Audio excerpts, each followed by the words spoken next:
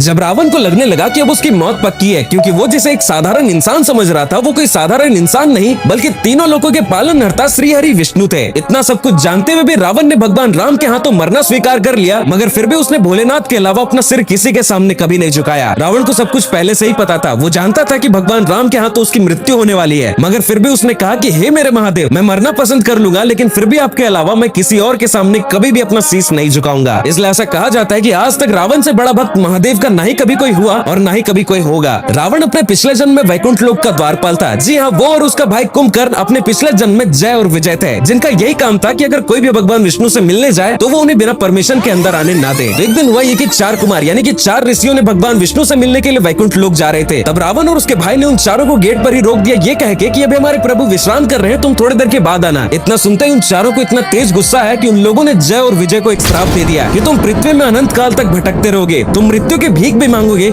मगर वो तुम्हें नसीब नहीं होगा। इतना सुनते ही जय और विजय भागते हुए भगवान विष्णु के पास गए। भगवान विष्णु को तो पहले से ही सब कुछ पता था, इसलिए उन्होंने कहा कि देखो, अब ये जो श्राप है वो तो रिवर्स नहीं हो सकता है, मगर तुम दोनों के पास 2 ऑप्शन है। पहला ये कि तुम पृथ्वी लोक पर ही 7 जन्म लेकर सिर्फ और सिर्फ मेरी ही भक्ति करोगे, और दूसरा ये कि तुम 3 ही जन्म लोगे, लेकिन तीनों जन्म में मैं तुम्हारा दुश्मन हूँगा। उन्होंने दूसरा ऑप्शन चूज कर लिया ताकि मरने के ही बहाने एटलीस्ट भगवान के दर्शन तो हो। इसलिए पहले जन्म में उन दोनों ने हिरण्यकशिपु और हिरण्याक्ष के रूप में जन्म लिया, दूसरे जन्म में रावण और कुंभकर्ण, और तीसरे जन्म में शिशुपाल और दंतवक्र के रूप में जन्म लिया। दोस्तों, एक बार कमेंट्स में हर हर महादेव जरूर लिखें।